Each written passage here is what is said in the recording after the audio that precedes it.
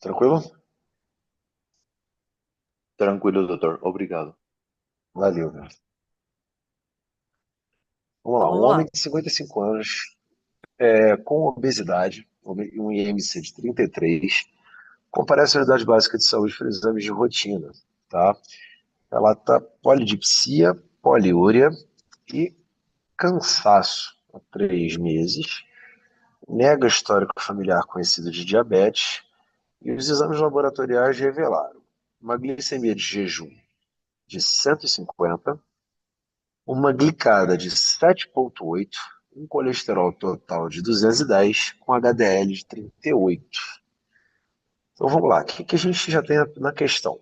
Um homem de 55 anos, obeso, já temos o primeiro fator de risco, tá? Com polidipsia, poliúria e cansaço há 3 meses. Histórico familiar não tem para diabetes, mas olha o laboratório dele aí. Uma glicose em jejum de 150, com uma glicada de 7,8 e um colesterol de 210, mas com um HDL de 38, tá? Qual que é o diagnóstico mais provável e o critério laboratorial que define ele? Vamos lá. Diabetes mellitus tipo 2 e qual o critério laboratorial que define?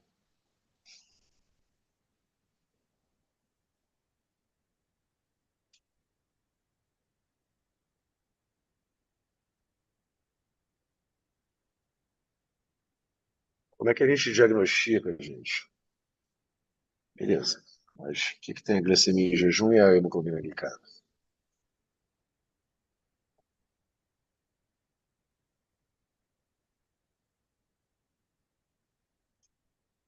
Complete sua pergunta, sua resposta, perdão.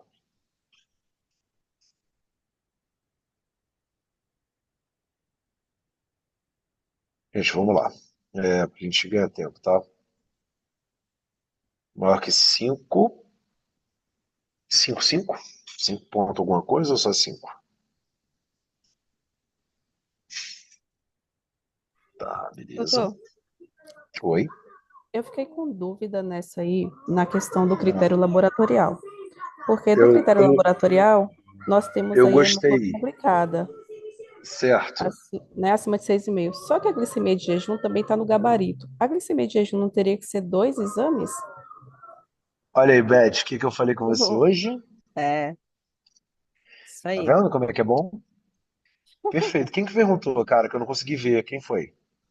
Sabia. A Bia. Bia. Excelente, cara, porque quando eu vi essa questão, eu falei com a Beth, eu falei, Beth, olha só, uma medida de glicemia em jejum acima de 125, eu só considero diabética quem? Uma medida só. Uma só acima de 125. Mas ela é diabética, doutor, porque Restante. tem polidipsia, poliúria, ela tem as 4P.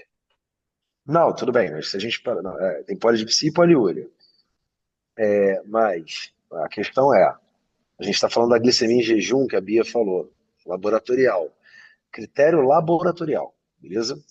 Glicemia em jejum, uma medida só, acima de 125. Alguém é considerado diabético? Se eu tiver só essa glicemia em jejum. Gestante. Aí, maravilha, perfeito. DMG, ou seja, diabetes gestacional, acima de 125, uma medida, ela já vai para o alto risco e é considerada DMG, tá? Diabético gestacional. Perfeito, perfeito. É isso. Para nós mortais, tá? Para a gente pensar em só na glicose, na glicemia de jejum, eu preciso de duas medidas, que foi o que a Bia falou. Duas medidas acima de 125. Por que eu tenho que pensar nisso, gente? Porque eu não estou falando nem do resto dos exames, tá? A Bia pontuou uma coisa que eu até falei com a Beth também quando eu vi essa questão, que tá até no gabarito como glicose acima de, 100, acima de 125, maior ou igual a 126, né? E assim, a grande questão para mim é que, na verdade, uma só, uma medida isolada, só faria sentido se eu olhasse para a glicada junta, tá? Mas se a gente for com uma medida maior que 125 e o paciente não fez o jejum correto, como que eu vou saber? Então, é preconizado duas medidas. Eu tenho muito paciente que não faz o jejum correto na hora de fazer o exame de glicose da glicemia em jejum. Então, ele não faz o jejum e ele vai lá e colhe o exame. O exame vem zoado. Assim como eu tenho aquele que vem com uma glicada de 7,8 e fala para mim assim: não, mas eu não sou diabético, não. Na verdade, isso daí foi por causa do Natal e do Ano Novo. Aí eu tenho que falar, amigo, você já é diabético que teoricamente já deveria estar até tomando insulina, né? Então, é, aquele cara que já passou de 7,5, teoricamente é um cara que eu já tenho que pensar em começar a insulina para ele, né? Mas é claro que a gente vai tentar a medicação oral, enfim. Preconizado, laboratório. Diagnóstico mais provável é diabetes tipo 2, critério laboratorial que define, aí a gente vai para a resposta. Beth, se você puder passar, por favor, Uhum. que a Bia pontuou muito bem. Então ele Ah, bota ali, ó. aqui, desculpa, aqui não está separado a 1 da A gente 2. Vamos ler a segunda alternativa, a segunda questão também, porque está tudo junto a resposta, Tá, entendeu? então beleza. E Pode desculpa, ser? as três complicações crônicas do diabetes mellitus tipo 2. Gente, diabetes é uma doença, cara, que vai ferrar com o quê? Principalmente.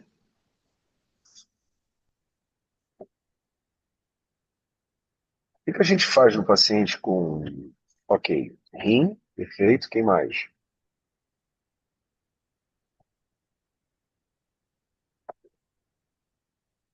Olhos, Laís 2-0, quem mais?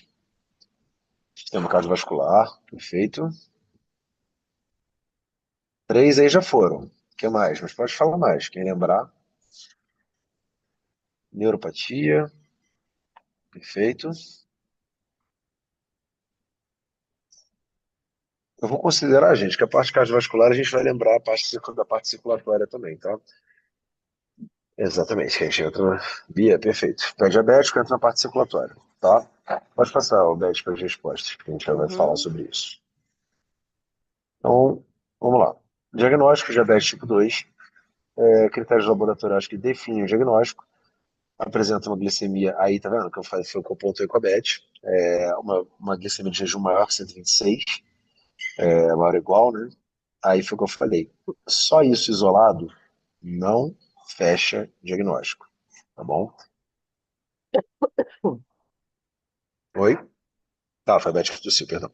Então, é, então, só a glicemia isolada em jejum, acima de 126, maior ou igual a 126, não fecha diagnóstico. Agora, ela associada a uma glicada acima, maior ou igual do que 6,5, a gente pode fechar o diagnóstico, tá bom? É, Agora, se eu só tenho hemoglobina de jejum, o cara vem no meu consultório e traz uma hemoglobina de jejum de 120, maior, 150. O cara vem, eu trouxe aqui minha glicose veio 150. Eu sou diabético? Eu consigo bater o martelo? Não. Aí a gente vai ter que pedir de novo e aí a gente já vai pedir a glicada, tá? E aí a gente consegue fechar o diagnóstico. Agora, quando ele vem com a glicada maior ou igual que 126, e aí é o que eu complementaria nessa questão, tá? Até que eu conversei com a Beth, que é glicemia de jejum maior ou igual a 126 e associada a uma hemoglobina glicada maior ou igual do que 6,5. O paciente apresenta 7,8. Tá? Beleza? Aí a gente consegue matar isso daí. Então, se fosse só a glicemia de jejum, a Bia estava mas muito coberta de razão. Tá? Com a glicose em jejum, glicemia em jejum, não se dá diagnóstico de diabetes com uma medida só, a não ser que seja para gestante. Beleza? E descreva as três complicações crônicas de diabetes mellitus tipo 2: olhos, retinopatia diabética, rins, nefropatia diabética, neuropatia periférica, perda de sensibilidade de extremidades, predispondo úlceras e amputações, sistema cardiovascular, predisposição ao infarto, predisposição à lesão endotelial, ou seja, doenças tromboembólicas vão ter maior predisposição para acontecer, tá? Então, a lesão do endotélio pelo açúcar e o diabetes descontrolado também reduz o calibre das veias e das artérias, então a gente vai ter também alterações vasculares, tá? Então o paciente vai ficar com insuficiência venosa, pode desenvolver insuficiência arterial. Então, por que dá nefropatia e retinopatia diabética? Diminuição dos vasos, a retina vai ficar com os vasinhos pequenininhos, a gente vai ter os cruzamentos patológicos dos vasos da retina, pode causar cegueira. Tá? Na nefropatia, a mesma coisa, a gente vai ter o glomérulo sendo lesado o tempo inteiro por um excesso de glicose, está sendo excretado aí. E a neuropatia periférica, perda de sensibilidade também por conta disso. Muito açúcar, diminuição da sensibilidade. Tá bom? E vocês podem ver que tem que citar e justificar. Beleza. Pode voltar, Beth, tranquilo. Aqui, 5 medidas CITs terapêuticas. iniciais, e aí junto quais exames que devem ser solicitados anualmente para rastreamento das complicações. Beleza, gente. 5 medidas terapêuticas iniciais para o controle dessa condição. Eu sempre falo 3 para os meus pacientes. Pode passar para as respostas, Beth. Eu vou falar 3 que são as mais básicas, tá? Perda de peso ali, mudança de estilo de vida, exercício físico. Isso daí, na verdade, as perda de peso, mudança de estilo de vida e exercício físico tá falando a mesma coisa, tá? Só pra gente não bater cabeça, porque vocês quando falam perda de peso, mudança de estilo de vida e alguém falou ali atrás, perdão. A gente tá falando a mesma coisa, tá? Então assim, a gente tem que falar o seguinte, a mudança do estilo de vida, ela é dieta, atividade física regular. Tá? A dieta, na verdade, não pode comer nada, não pode comer pão, não pode comer doce, não pode, tirei, não posso tomar refrigerante. Calma aí. Eu não fui nem um pouco radical. Não fui nem um pouco radical, tá? Até porque tudo que é muito radical, paciente nenhum faz. Tranquilo? Então, se eu chegar para ele que ele não pode comer uma fatia de bolo, ele não vai seguir o tratamento. Assim como se eu falar para ele que ele tem que correr uma meia maratona, ele não vai fazer atividade física. Beleza? Então, eu preciso organizar isso na cabeça do paciente de uma forma bem didática. O que eu vou falar? Filhão, depende de você mais do que de mim. Por quê? Mudança de estilo de vida, dieta com pouca gordura, pouco carboidrato, porque o carboidrato vai virar açúcar, e pouco açúcar refinado. Optar por alimentos integrais, porque a quebra do alimento é mais demorada, então evita o pico de insulina. Então, tudo isso é uma orientação. Vou tentar até falar um pouco mais rápido, não, porque eu sei que tem um tempo que já está com o Beto, daqui a pouco me mata. Atividade física regular, tá? É importante, está dentro da mudança do estilo de vida, mas aí ele botou separado. Medicação, tá? Então, foi o que eu falei para vocês, são os 3 pilares que eu sempre falo. Então, dieta, atividade física e medicação. E aí, quando eu falo isso para eles, né, dessas 3 coisas, quando eu falo em dieta, eu já estou pensando no controle da glicose e no controle do perfil lipídico, tá? Quando eu falo na atividade física, eu já estou falando no aumento do HDL, na redução do LDL, no déficit calórico, ou seja, numa perda de peso, tá? E quando eu falo na dieta, eu estou falando justamente disso, e nas medicações, são medicações que vão ajudar. Por que eu falo para ele que depende mais dele do que de mim? 2 coisas das 3 que eu falo para ele dependem dele, uma de mim. Eu sou o cara da medicação. O resto, cara, eu vou orientar. Se você não quiser fazer, não é comigo. Não venha depois me procurar cego, com o dedo do pé preto. Não, não dá. Tô fazendo diálise, tá? Então, é isso. Beleza? Então, o que ele coloca para vocês aí? Mudança no estilo de vida, tá? Atividade física regular, metformina, controle lipídico, o monitoramento glicêmico regular. Gente, uma coisa importante no monitoramento glicêmico regular vai ter paciente no SUS que vai pedir para você, que é DM2, tá? E vai pedir para você fazer o pedido para ele ter o aparelhinho, para ficar medindo a glicose, que nem um psicopata dentro de casa. Não pode. tá? A única pessoa que faz monitoramento glicêmico regular é o diabético tipo 1, aquele do HGT. Se você for fazer monitorização glicêmica no controle de 3 em 3 meses ou de 6 em 6 meses, como é preconizado pelo Ministério da Saúde, ok. Então, cuidado quando vocês forem falar monitoramento glicêmico regular. Se a gente falar sobre a glicemia capilar, como está escrito ali, a gente tem que tomar cuidado, automonitoramento, etc. A gente tem que tomar cuidado com isso, porque nem todo paciente vai ter dinheiro para comprar e eles vão pedir. Diabético tipo 2, ele vai te pedir pitinha e o aparelhinho. E lanceta para furar o dedo. E ele vai ficar pedindo depois do almoço, depois que ele toma café da manhã, ou ele mede de manhã em jejum e depois as outras medidas ele faz toda errada. Então, assim, não pode dar. O Ministério da Saúde não autoriza para DM tipo 2, beleza? Então, isso daí, por exemplo, eu já tiraria dessa questão, mas é algo que até se a gente pensar, se eu for ler só monitoramento glicêmico regular, não levando em consideração o resto, tá ok.